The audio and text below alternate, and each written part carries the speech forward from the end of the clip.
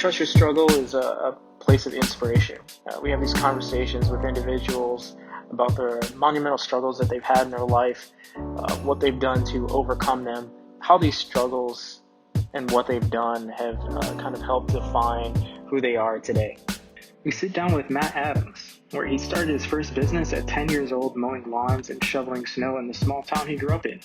For the past 15 years, he's been running a creative studio as head of intergalactic operations. And during the recession of '08, he had his back up against the wall, racking up major debt, running out of cash flow, firing his business partner, and no more equity on the house. And having the mindset there was no going back to a real job, do what you love, the money will follow, and getting scrappy has resulted in him now having clients asking him how to improve their business. My name is Matt Adams. I run an agency, creative firm. We're still trying to figure out what we're naming it 15 years later, called Factor One Studios. It's been around for about 15 years now. I have moved through a few different occupations in that. I was designer, I was a developer. These days, I primarily as president. Actually, my official title is head of intergalactic operations. Even says so on my business cards. That's a solid title. Right. You know, it really cuts down on spam. No one's looking for the head of intergalactic operations when they call and when they send emails. So these days, I generally orchestrate a lot of design, development, the merger between the two. You know, how do developers talk to creatives? What's the process in between? And then, of course, managing customers and strategy, sales, anything else in between. Still take out the garbage, still wipe down the conference room table at the end of the day. So a little bit of everything. It's great that you're in the role that you have and you still, do everything else. So around the office, you wear many hats, huh? Well, what's funny is people always ask me, like, don't you miss design or don't you miss development? I'm like, no, I just like helping people. At the end of the day, solving problems is more important. And design is a tool, development is a tool, strategy is a tool. I can do any of them, so I can, help as needed, or I can bring in experts that are better designers, better developers, better strategists than I am. So at the end of the day, like wearing a few hats has helped me figure out where my skill sets are and where they aren't. Helps me know when I need to stop and let someone else take over. Instead of struggling through it, I was like, hey, you know what? I'm a good enough designer to find a better designer. I'm a good enough developer to know when I need to find a better developer. Right. Yeah. Now, have you always had that trait, or is this a trait that you grew into, that problem solving? The problem solving started when I was pretty young. So I actually started my first business at 10. Everyone starts off with that, like, I'm going to mow lawns or shovel snow. So I grew up in Colorado in like the mountains, like 9,000 feet elevation, tiny little town. We had one stoplight. And so I started like shoveling snow in the winter and mowing lawns in the summer for just random neighbors here or there. And it got kind of busy and I started bringing on other people. So I actually had like 4 or 5 other neighborhood kids that I would pay, like, hey, it's $10 to do this. I'll take 2, you get 8. I supplied the equipment. They were good with it. It worked out. But one of the things I actually found out through that process was that I hated when somebody wasn't home and they're like, oh, just come and mow, and the check's under the doorstep or the cash is under the doorstep. Like, that was a disappointment to me because it wasn't ever about the money. It was about making somebody happy and solving a problem. So like, at the end of the day, that was the bigger motivator for me than the actual cash. So I like to hear oh, thank you so much. Great job. Looks great. Like, that was more of a motivator for me than being paid. Gotcha. So I think it's ingrained into me at a young age. You're no longer picking up checks from underneath the door anymore, huh? No, not usually. I did have a client pay us like 10 grand in cash once for something. It was super weird. Wow. Like, I'm not going to ask. Did they have the briefcase and everything, or what? Right? It was 20s and hundreds, but it was definitely like, where did this come from? And never mind, just put it in the bank. Don't ask any questions, dude. Right. Yeah. And so, you said, before you were a designer before kind of owning the studio. Yeah, so I went to college for a while. I ended up bouncing a little early because I just didn't really see any benefit in staying. I know that sounds counterintuitive, but I was just like, why am I here? This doesn't matter. So I left early with an associate's degree. I didn't want to finish a bachelor's. The people I knew that had bachelors weren't doing anything. So this is 2000, 2002. They were all like getting jobs at like Kinko's or whatever. And I'm like, what are you doing? Like, why are you working at the print shop with your bachelor's? So I just didn't see any motivation in that. And then I had actually gotten a job offer from a commercial real estate firm. Like, hey, we need someone who can run Photoshop, manage photography, build our brochures, run our kits, run our mapping software. I was like, I'm in. And so I basically, like, 2002, left college early for a $40,000 a year job where all my friends were finishing their bachelor's making less than that. And, it was a pretty solid job. I was there for a couple of years. I did mapping analytics. I was taking geographic data, GIS data, and plotting it onto aerial photography of the valley and plotting out where maps were so that this commercial developer could convince Target or Home Depot or whoever to go into their shopping center versus somebody else. So lots of last minute design, lots of production, lots of large format. And in 2002, large format was super fun because, like, my Mac G3 tower, which was like the only Mac in the entire office, had like maybe 8 gig of RAM, which was like unheard of at the time. That Photoshop file would take like 20 minutes to open. Yeah. It was in so many layers. It was a nightmare. And it would just crash every now and then. There's just a lot of late nights fighting with Photoshop on old technology. But so I spent a long time in the design, did branding. I wanted to go to school for web design, and that wasn't a thing. 2002, the web was still wild.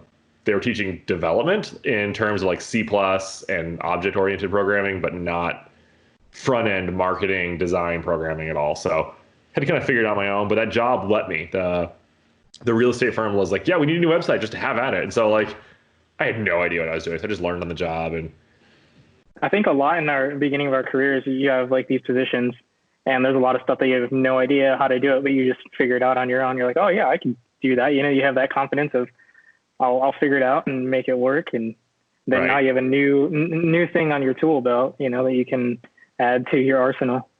I honestly think we had it easier. Like, figuring out the web when it was like HTML2 and tables and like really shitty CSS, anything was better. Like, the web was garbage at the time. So like, if it functioned, it was like the bar was set pretty low and you won. These days, like, sites are so award-winning out the gate. Like, I can't imagine learning this from the ground up from scratch. Or like, I got to learn incrementally along the way and stair step up. I think, today's sites, like your guys' sites at Moses, the sites we work on, these sites are just amazing technology. And I'm like, I don't know if I can learn that just from scratch from the beginning on my own. Right. I think Yeah. it's a lot harder. And the expectation is so much higher. Of course. Yeah. Because the people that are getting into it now have been doing development almost their whole entire life in one way or another. They totally get it. I'm sure you have 2 sons. I'm sure they could jump into it and start coding something themselves, I taught one of my sons how to do that, the right click inspect and change the HTML, and it would show on the front end. I taught him how to do that in like 3rd grade, and then get a call from the school. They're like, your son's hacking the computer, because of course he's going in and giving himself like billions of reading points. I'm like, dude, you're so small. Like, don't give him billions of points. That's awesome, dude. They legit thought he was hacking the system. Like, if you just refresh, it's all gone. It's just in the browser editing. But no, so I taught him in the browser editing and what to look for, how to analyze the code, how to change it. And so he was just, of course, being an obnoxious 9 or 10-year-old at the time. It was amazing. That's a proud dad moment, though, right? Right. I was good. I'm like, I'm not gonna punish him. This is solid. He duped you. And how old are your sons now? They're 11. What do your sons think about what you do for your job? But they're like, when can we come work for Factor One? We want to hang out and have fun all day, because they just see the fun stuff. They see there's the fridge with snacks and stuff in there, and there's the the PlayStation, I presume. So they can't be screwed around all day, but like, I think they're just now finally starting to get it a little bit. And they ask me questions all the time, like, so people just give you money to do this? Because like, I don't know if it's like, if they think it's easy or if I make it look easy or whatever. They just like, it's like, so you get paid to just do this and you like your job. So we have a lot of questions about like passion. And so that's one of the things I always try and share with them. Like, just do what you love. Like, the money will follow. And if it doesn't, who cares? Like, you're happy doing what you're doing. Like, you're spending more of your day doing this than you are with friends, family, trips, and adventures. Like, more of your year is spent doing this, whatever your thing is. So like, find something you like, because if you don't like it, the money's not worth it. Right. So I think they get that. Were your parents that way with you? Not at all. Really? They're both like, my mom was a banker at a small bank. My dad was a chemistry teacher, not an entrepreneurial spirit at all. I mean, they both like helping people, but this whole like starting a business thing, like I think they just now 15 years and are finally convinced that maybe it's going to be okay. They're like, oh, this isn't going to work. And I think up until a couple of years ago, they were pretty convinced I fixed printers and internet or something, like fix the network, which I don't know how to do. No, not that. Yeah. Do they know, or do they understand what you do now? Yeah, they do. I think it took them a while. And, they're always like, oh, what a risk this is. And I'm like, I don't know. I look at the risks that I had when I worked for people. I only had a couple jobs through college. But I've been working since 10, and I had, jobs on my first real job was I was on a dude ranch. I don't know. It's like crazy. Like, how do you go from riding horses and fixing fences to playing on the internet all day? But I was totally a rancher, which is super weird. But That's weird. after college, I had a couple design jobs here and there, and then I just kind of started Factor One on a whim because I hated my boss, which is always a really great reason to start your own firm. Like, this boss sucks. I'm doing it myself. I always tell people learn as much as you can on somebody else's dime on how to run an agency, because I spent the first 5 to maybe even 8 years doing it completely wrong. I was terrible at time tracking, billing. We made no money for the longest time. I think it's because I sucked at actually running the business part of it. I didn't even think about that. I was like, oh, I can be creative. I don't need a boss to do these things. No, the boss does the crappy work. The shit stuff that no one really wants to deal with. Who really wants to call somebody and tell them their bill's overdue? Yeah, exactly. So it took 8 years to figure that out. Damn. But you're learning as you go. You didn't have any rule books or anything to guide you through it. You just had to figure it out and see what happens from there. So. Well, the cool thing about today is there's people out there that like Chris Do and a whole bunch of others just have amazing content telling you how to do this. That didn't exist 15 years ago. I mean, the internet was still the Wild West. No one had any courses on how to run a business, especially a web design or creative agency. And there's only old models of this is how an ad agency works. I'm like, well, I'm not an ad agency. I'm a web agency, and that's not a thing. Right. Checking the box on what your industry is. I'm like, my industry's not on here. Every bank form out there. Other. So had to figure that out along the way. But I definitely wish I would have stayed at an agency a little bit longer. And how long have you been doing Factor One? How many years? 15 years. It'll be 16 years in August. Damn, that's impressive, dude. Yeah, it's done well. Wow. Up and downs here and there. Some shitty years, some massively negative years here and there. Rolled through that 08, 09, quickly racked up $60,000 or $70,000 worth of debt really quick. Yeah. We were burning money fast because I just wasn't fast enough to adapt. I'm like, oh, it's just a slump. It'll be fine. I don't think I had my ear to the ground in terms of what was really going on. You talk about a struggle. So we had my boys are adopted. And so my wife and I had come home from Ethiopia in June of 2008. And so in all of 2008 and part of 2007, we had a government contract to build 30 websites for a number of small businesses in the area. So we were just swamped. Originally, it was only supposed to be 15, but the other vendor dropped out of the whole process. And so we had to take on all their accounts too, because it was basically 2 vendors were selected to manage 15 sites each. And so we ended up having to manage 30 websites for small businesses that have never had a website before, which is a nightmare, by the way. Yeah, that sounds horrible. There's a real good reason why they didn't have a website, because they couldn't figure it out themselves. They couldn't even figure out how to talk about themselves. So we were getting paid, we had a grant for all this. It was all fully funded. And so we were swamped. And then, so June 2008, June 2009, actually, I'm sorry. So we were busy through 08 and into 09 through that recession. And so June 2009, we'd go to Ethiopia, spend 2 weeks there, come back with our boys. And they're 6 months old at the time. And so and they're tiny. They were on a sleep schedule. They were basically being woken up to be fed every 2 hours. And then with the jet lag, one of them got offset. So there was a kid up every hour, I swear. Oh my God. And so I wasn't paying attention to my business at all.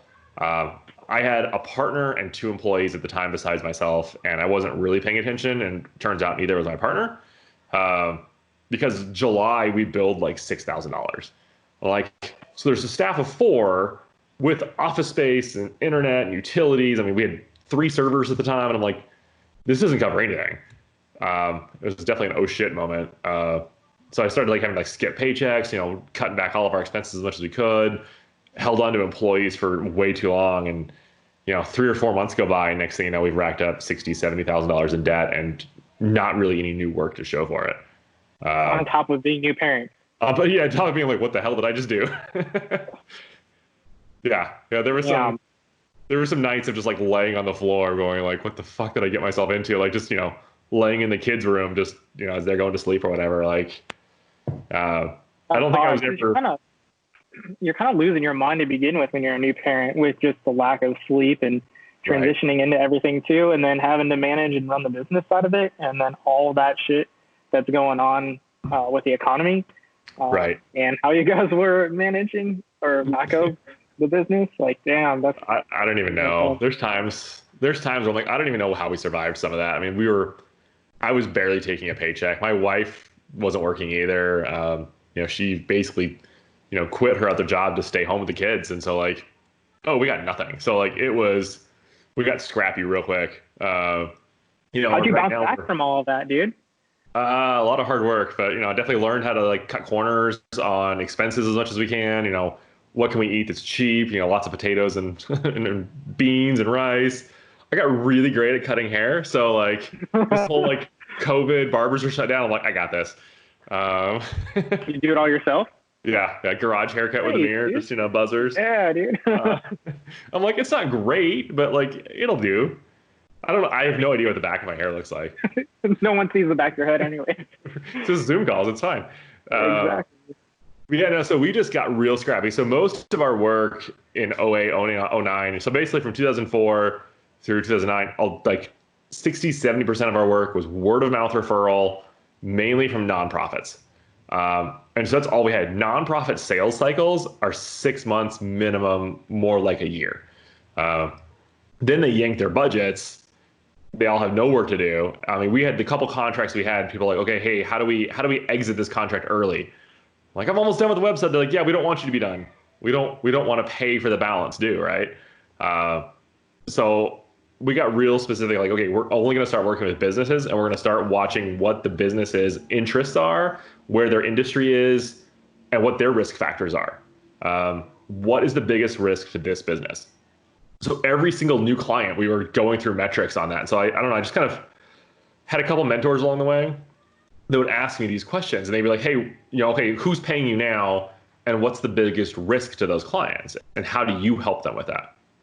So it was currently like, it was really just based on what current clients we had, but we started using that as a metric for every client. So even to this day, every single new project that comes in, I'm evaluating. Where do they want to go? What's their biggest risk? What are their biggest roadblocks right now? And what's their biggest like success possibilities? And do I want to be a part of any of that? And there are certain times of clients, and I'm like, even if they win, I don't really care. Maybe we shouldn't take them as a client. So like, because if we can't be passionate about it, why do it? Back to that thing I try and teach my kids, like, if you're not passionate about the work you're doing and don't enjoy it, then don't do it. It doesn't matter how much they pay you. And so we just like, when we find there's a client, a lead that comes in and they want us to do their work, and I'm not interested in it, even if it's like the best win for them, if I'm not interested in doing it and interested in being a part of that, then I shouldn't be involved. And so we will just tap out. We're like, hey, you know what? This isn't a good fit for us.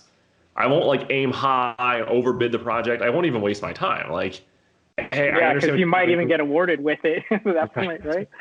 Again, and you're really, there's no amount of money offsets a shitty client. So, here I am going like, if it's not right, I'm out. And I'll just say so, like, hey, this isn't a good fit for us. And I've had people argue with it, but so we really got really specific with what kinds of clients we were looking for. We started watching industries, really figuring out what industries are good to be in, which ones have risk factors. So I started watching like various market positions. So I got way more dialed into the business side of creative. really, really specifically. Like, okay, we can make the best things in the world, but if it's for the wrong client, it doesn't matter. If it's for a client that's going to failing industry, it doesn't matter. So I really got in tune with the business on not only how to run my business, but how I can help others. So I joined. A couple things happened really, really quickly. So we moved into Tempe. We were on the outskirts of town. So now we're in Tempe, Arizona. I fired my business partner because he was just like a leech on the company. He wasn't paying attention when I needed him to the most, wasn't bringing any work. He was just like taking a paycheck and just coasting. So how did that go? I mean, did it go pretty bad? It was nerve wracking. So like as a person who likes to like help others and do well, and like it was hard for me to like pull the plug on that. And so like we need to part ways and we need to do this now. Because I needed to free up that cash. So bought him out, freed up the cash to basically to hire Eric Stout, actually my first developer, my first full-time developer, because at the time we were using subcontractors or a couple part-timers here and there. But so hired a kid that was still in college, had like no references, like nobody would give him a reference. And I'm like, I'm just gonna trust my gut and go with it. So I had a developer, so I had a full-time designer. And I was doing all the development, but I was doing so much during the day with clients and meetings. I was developing all night. I was working 80 hours a week. Once I got rid of my partner, I was able to free up cash to pay for another developer to start taking on that work. Had to teach him WordPress because he had no idea any of that. And he's like, okay, where do I start? I'm like, I don't actually know. Like, I only know what I do. So we started creating processes along the way. And then I joined a thing called EO Accelerator. So Entrepreneurs Organization Accelerator System is basically designed to take businesses from $250,000 a year to $1 million a year, all through just tons of ongoing workshops. So we'd have like 6 or so workshops a year. You have a small mentor group on a regular basis. You get paired with a mentor who's just going to like hold your feet to the fire at all times, make you have commitments. What are you committing to before next meeting? Great, let's do that, and we'll check in. Tons of really great advice. And so I started just reading every book I possibly could. Every time I go to one of these events, I mean, I'm hanging out with people who own multi-million-dollar businesses. I was just like, what are really great questions I would ask them? And so some of those questions would be like, hey, what would you tell yourself 10 years ago when you were getting started? What's the number one concern you had when you started your business? And what was the concern you wish you would have thought about? And so I just started asking really deep, probing questions, created excellent business relationships out of that. I mean, some of these people are my friends today. We've created businesses together. But all of that process actually helped me teach my clients those things because they don't know it either. So many startup businesses have no formal education. They don't have an MBA. They haven't been to the school of hard knocks yet. They were me in a different industry. They had an idea and they were passionate about it and they wanted to go out and do it, but they didn't really know how sometimes. And they think a website's going to help them. So it really became like a consultant because like my success is in their success. So like my website in order for my website to do well, they have to do well with it. I can't just build a website and it's going to like change and revolutionize their business. It doesn't matter how award-winning or amazing it is. If it doesn't fit them, it doesn't work. Or if no one sees it. So we started doing a lot more consulting, a lot more like, where do you want to go? How does this work? Hey, does the customer service support the action of the website?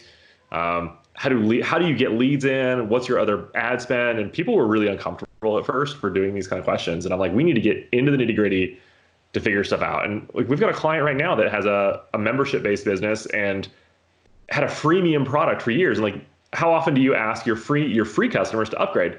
Never. There's not an upgrade path. They don't ask or send emails. They just think that they're going to eventually fall over. I don't know.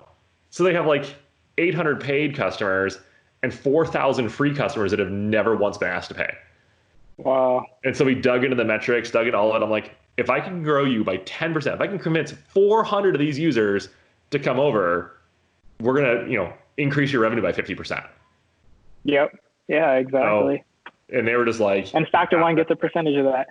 Right. That's new. That's this year we've started doing a lot of that. Yeah. So we have a number of clients that's like, hey, I'm billing you X number of thousands of dollars per month until your revenue hits this point, and then I'm going to bill you 10% of that revenue. Or I've got one client where I've got like a liquidation bonus written in that within 2 years of working with us, if they sell the company, we get 5% of that sale price. Nice. So, Yeah. like, I mean, that's your role. I mean, with what you guys are doing with them, right? You're not just, a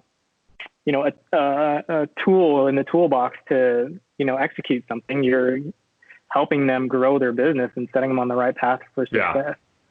Yeah. And so that's what's really tried to help. That's not only helped us pivot into a new space, really being focused on like the strategy and the execution, but also the management of it all. So we're not just designing a website, developing a website. We're going all the way through and taking it further. And it's always like, what's next?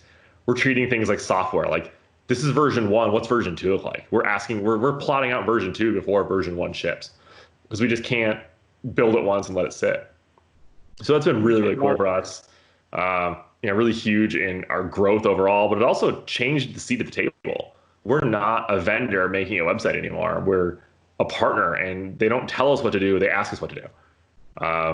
And so it's really been helpful. And so like in all of this, like current economic slowdowns, huge difference from 08, 09 to today is because almost all of our clients are fine. They're all in really safe growth spaces.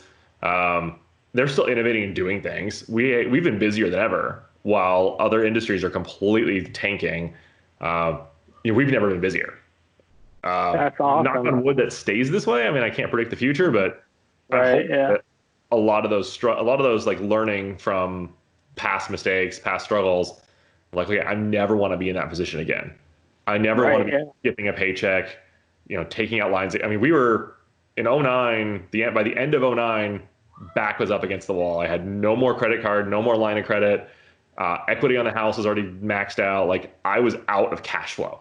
Like, there was nothing left. And I was not about to ask friends or family for money. And so we just, got scrappy and worked for it. And so I hope, I've said I'm never going to get back there again. Right. Yeah. You learn from that, dude. So some of it's, how to stay scrappy. But also it's like, okay, what do we not ever do again? Never get too deep in one industry. A lot of people love to say like, go deep and niche. Niches are where the riches are. I don't know. Niches are all, those niches are where danger is too. I agree, man. Like, I think being a little more well-rounded, you have a lot more things to offer. I think it's great to have something that you're strong in. You have your strong suits, but it's super important to be able to be nimble and offer more than just this one specialty thing. Well, like same like your career. I mean, you've been able to bounce around between designing websites and brands and some video work. And so like that's, you're able to touch on a lot of things, which helps you touch on a lot of different industries. And I think that's similar to us, is like, I can touch a lot of industries. There's definitely industries we will not work with. We've taken the plumber client before, and like, 1 month they're super happy. Like, oh, like the phone's ringing off the hook and we're doing well. What'd you do? I'm like, I don't know. Next month it tanks. They're like, what happened? I'm like, I do not know why people do or do not want plumbing in Rancho Cucamonga, California, but here I am trying. So today we just won't. We're like, that was way too stressful. They got mad at us. They either loved us or hated us. I mean, it was probably good that the client was hot or cold, because it helped us see that like, we don't belong in this space at all. I know nothing about plumbing or why people want this. I don't know enough about AdWords to watch trends. I'm out. And so, we stay in the spaces that we are good at, but we definitely diversify within those spaces. So like, we primarily work on membership-based websites. Most of our clients, our bread and butter clients, have recurring revenue, whether it's online or off, because that helps us hit their milestones. We know how to help them grow. I don't care if they're selling property management services or online courses. I can help them, manage churn rates, customer service, customer onboarding. Like, we can build out all those systems for them. And that's what's really helped me stay, I think, nimble and change, pivot with technology, pivot with industries, is we know what we do and how we do it. The tools we use and who we do it for can change. And that was a huge difference between today versus, 8 years ago. Oh, for sure. 8 years ago, you're probably just taking on whatever came, whoever came knocking. Pretty much, especially word of mouth. Like, oh, I know John. Like, okay, cool. Right. Yeah, exactly. So I know you talked about the type of industries, right? Or the type of clients you'd like to have, but do you have like some ideal, what would be your ideal client or ideal project? Like something if this, ever land on your lap, you would be super stoked about. Yeah, we just actually finished one. It was kind of one of those dream projects of just like super engaged client. They're like, hey, we're gonna build something brand new.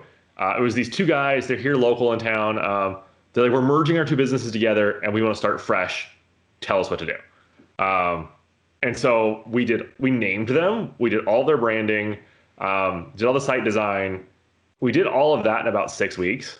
Um, Naming, branding, pricing, membership strategies, designed out the site and dev'd out, an MVP in about 6, maybe 8 weeks before it was live. I mean, we were collecting revenue almost right away. Membership-based system to help businesses grow. It's all about like content in 10 minutes or less. And so it was really exciting. They were just like, let's do this. Let's grow. They want to grow to millions of dollars. They want to see tens of thousands of businesses impacted by like just short growth that's here and there. And so they were like, how do we make this better? That's their question all the time. How do we make this better? So like every meeting, we probably, I mean, I talk to these two guys probably every day. And it's at least once or twice a week, like, how do we make this better? And they're asking me my expert opinion on how to make this better. What's going to be better for us as a collective unit, but also as our customers. And so it's all membership driven. Within 2 or 3 weeks, we had 100 members sign up. So we really did a good job with like building the network ahead of time, priming the pump to get people ready so that when we are ready to sell, they just flooded in, which helped us with some influencers. We already have like a bunch of affiliates pushing content in, not only pushing content in, pushing sales out. So like, it's one of those just dream projects that I'm still waiting for the end result to be amazing, but we're getting there. And that's actually really exciting. So as long as we keep moving forward, it's still going to be one of those dream clients because they're just constantly like, Matt, what should we do here? Let's do this. Let's try something. They're always willing to try things too. I'm like, okay, great. We can't figure out which ad to do. Great. We'll just stick both ads up on Facebook and see which one wins. So like they're all about investing in testing and ABs and, hey, 900 people went to the website from this email list but didn't sign up. Great. Let's survey them. Let's figure out why those 900 people didn't sign up. We'll also learn, do they find our offering clear? How do they find our pricing? So like they're all about this learning. And so it's like those perfect things that we've always wanted to do in projects over the years because I think we figured out that we've done about 300 websites in 15 years. Like so far in the last, this year, the last 6 months, 5 months or so, these guys have done everything we've told them to, everything we've asked them to, and they're just constantly saying like, okay, but how do we make it better? There's always tinkering, and that can be good and bad. I mean, there's times where they tinker too much, and I'm like, okay, hold on. You guys can please stop designing. I don't know where this font came from, but make it go away. But they gain that trust in you though, to like do these new things or try things out. I think that's super important and key is like establishing that trust from the beginning. Right. And just let you do what you do best. When they offer up some ideas and you guys reject them, how does that go? You usually go like, hey, John, which way do you want us to go? You've got, this was our past direction. And you told me weeks ago that this was your goal. You wanted to get to this point where you had X number of customers, X number of revenue, because you want to sell or you want to cash out or you want to, bring on venture capital money and go to the next level. That's what you told me. I don't see a path on this. Can you help me see it? So I usually try and get the client to like see it themselves. And they have. There's been other times like, oh, you're totally right. I mean, I'm like, it's not a bad idea, but it's a different path than we're already on. Right. You're asking me to not only change lanes, but get off this highway and get on a new one. I don't know if this highway goes to LA. We're going from New York to LA. I don't know if this highway goes to LA or not. If you want to go see the world's biggest ball of string, great, but we are off track in days, mileage, and we're going to run out of gas money. Pick one. So one of the things we started doing in another one of our pivots is we stopped selling scope of work. We only sell a role. Our job is this. And if it takes us, we're going to give you an estimate. Hey, this should take us 3 months. It should take us 4 months. It should take us 6 months. You want to go drive off and see the world's biggest ball of butter? Then here we are. We're spending time doing it. We're doing your thing you wanted to. If it doesn't get us there, then it doesn't get us there. And so I always try and have that candid conversation with them. And I ask them, there's a book called Radical Candor. I ask that permission. I'm like, hey, can I have permission to call you out when you take us off track, when you're running late, when a milestone is missed. And I want to give you that permission of us too. We're not just a vendor, we're partners here. We need to work together. And so if we're going to work together, I need that permission from you to call you out on this. And I'll do it gently, and I'll let you know that, hey, we're running behind because you haven't gotten us that content. But can I have that permission to call you out on that? And so I'll remind them, like, hey, you gave me permission to call you out on this. I'm calling you out. This is my card. I'm going to hold it up. Red flag. I'm concerned about this. And there has been times where we needed to walk away from a project. This is not a good fit. We're constantly going left and right. We can't go anywhere. And so I have a deal board. I have, like, here's our current projects. There are 3 to 4 people lit up in red that, like, if I have another project that comes in, I can get rid of one of those 4. So it's like, hey, they're good for now. I'm still passionate about what they want to do, but they are a pain in my ass.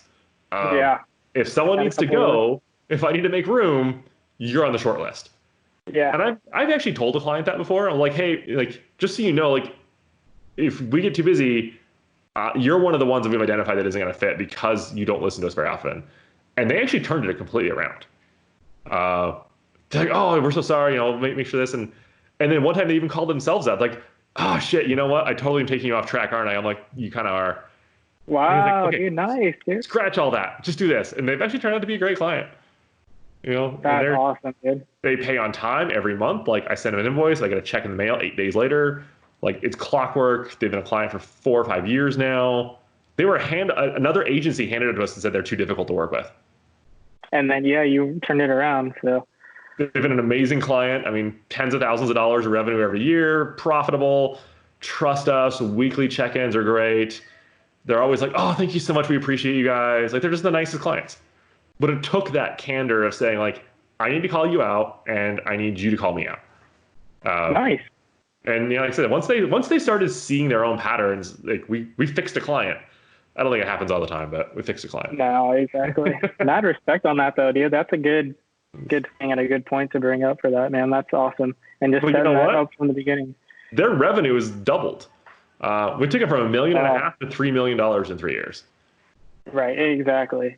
And that's smart, man, because, like, you're on the line with them too. I know we talked about it earlier, but you know, you're investing in it as just as much as they are. I hope that other people realize that, a lot of the stuff that we work on, it's blood, sweat, and tears that we put into it for the most part. It's hard to, just half-ass something, Right. I know there's people out there. Yeah, exactly. There's people out there that half-ass stuff, no doubt. We see it all the time, but, I know for me personally, like, there's no way I just can't half-ass it. Like, I'm going to look back at that later on. And your name's on it. Right. And that's what I've told them. Like, I'm here for you. If something's broken on a weeknight or a weekend, like a nighttime, whatever, I'm going to be on it. Like, and I've had those things like, hey, Saturday afternoon, like, hey, Matt, this button's acting weird. People can't check out right now. Like, the SSL cert expired. I'm like, on it. Like, hey, I'm not on my computer. I'll get on it, in an hour. I'll fix it because I care that much and they care that much. And so it works. That's some cool. fun stuff I get to take advantage of finally. I think I had to earn it though. I think it took a while. Yeah, I would say so. You've definitely been through some shit, dude. Right. Not the same as some other people. It wasn't like drugs and homelessness or another kind of craziness of life, but close to it once or twice, I think. Yeah, it sounds like it, right? But you took the risks and stuck it out and made shit happen. It sounds like things are going well now. There was no going back. I was never going to go back to a real job. I always say that, like, I don't have a real job. I have like fun, but like, I was never going to go back to like applying and working somewhere. Like, that's. So was that part of your drive throughout all that shit that was going on? Like, never thought in my mind that I'm like, oh, I can get a job somewhere. Like, no, I'm going to hustle and make this work. Like, it was never like that. Those bridges are burned. I'm not going back in life. Yeah, dude. And still to this day, it's that way. So. Yeah, that's going to keep going. I think that's the best way to end it is right with that. I think that's like super solid. So for anybody listening or watching, is there any places they can find you, follow you and shit like that? Yeah. So LinkedIn, I'm Matt Adams. But I think it's just like linkedin.com/factor1, factor1studios.com, Matt ADA. So Matt Ada is like my Instagram and my Twitter. I'm around. Cool. And we'll throw it up on there too, but I just wanted to make sure that you definitely told everyone about it. So, dude, thanks again for meeting up with me and talking about this. Yeah, man. It was really great to hear your story and what you went through and kind of like how you've pivoted and what you're doing now to make the adjustments for it. And it sounds like everything that you went through before is really defined and helped you create what you're doing now. So that's awesome to hear that. Yeah, it's nice to learn from some mistakes every now and then. Right, exactly. All day, every day. Awesome. Thanks, Matt.